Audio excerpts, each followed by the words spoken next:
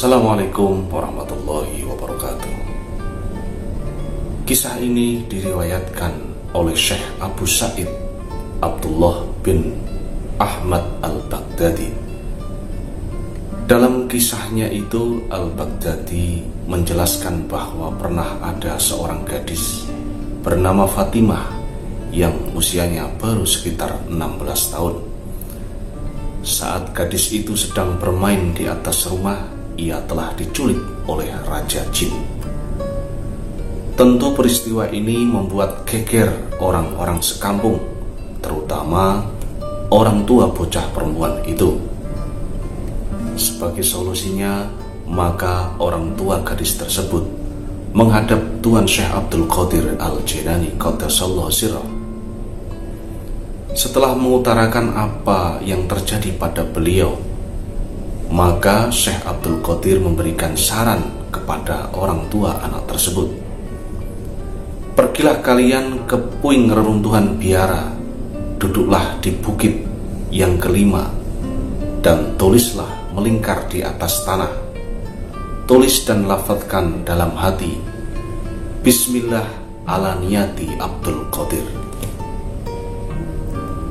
Dan di atas niat Syekh Abdul Qadir Jilani, apabila malam telah gelap, engkau akan didatangi oleh beberapa kumpulan jin dengan berbagai rupa dan bentuk. Janganlah engkau takut, apabila waktu hampir terbit fajar, akan datang pula Raja Jin dengan segala angkatannya. Dia akan bertanya hajatmu. Katakan kepadanya bahwa aku telah menyuruhmu datang bertemu dengannya. Kemudian ceritakanlah kepadanya tentang kejadian yang telah menimpa anak perempuanmu itu. Lelaki itu pun pergi ke tempat yang ditunjukkan oleh Kanjeng Syekh Abdul Qadir Jilani. Beberapa waktu kemudian datanglah para jin dan mencoba menakut-nakuti lelaki itu. Tetapi jin-jin itu tidak berkuasa untuk melintasi garis bulatan yang dibuat oleh lelaki tersebut. Jin-jin itu datang silih berganti, sehingga akhirnya datanglah Raja Jin yang sedang menunggang seekor kuda dan telah disertai oleh satu angkatan yang besar dan hebat rupanya. Raja Jin itu telah memberhentikan kudanya di luar garis bulatan dan bertanya kepada lelaki itu, "Wahai manusia, apakah hajatmu?" Lelaki itu telah menjawab, "Aku disuruh oleh Syekh Abdul Qadir Jilani untuk bertemu denganmu." Begitu mendengar nama Syekh Abdul Qadir Jilani diucapkan oleh lelaki itu, sang Raja Jin turun dari kudanya dan terus mengejuk bumi. Kemudian Raja Jin itu telah duduk di atas bumi disertai dengan seluruh anggota rombongannya. Sesudah itu Raja Jin bertanya masalah lelaki itu.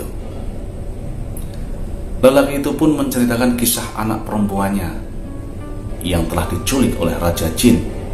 Setelah mendengar cerita lelaki itu, Raja Jin pun memerintahkan agar dicari si jin yang bersalah itu. Beberapa waktu kemudian telah dibawa ke hadapan Raja Jin. Jin yang bersalah adalah jin laki-laki dari negara Cina bersama-sama dengan seorang anak perempuan yang telah diculiknya. Raja Jin itu pun bertanya, "Kenapakah engkau menculik anak manusia ini? Tidaklah engkau tahu dia ini berada di bawah naungan Al-Qutub?"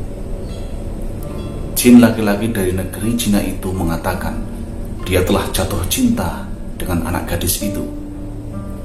Raja Jin memerintahkan agar perempuan itu dipulangkan kepada bapaknya.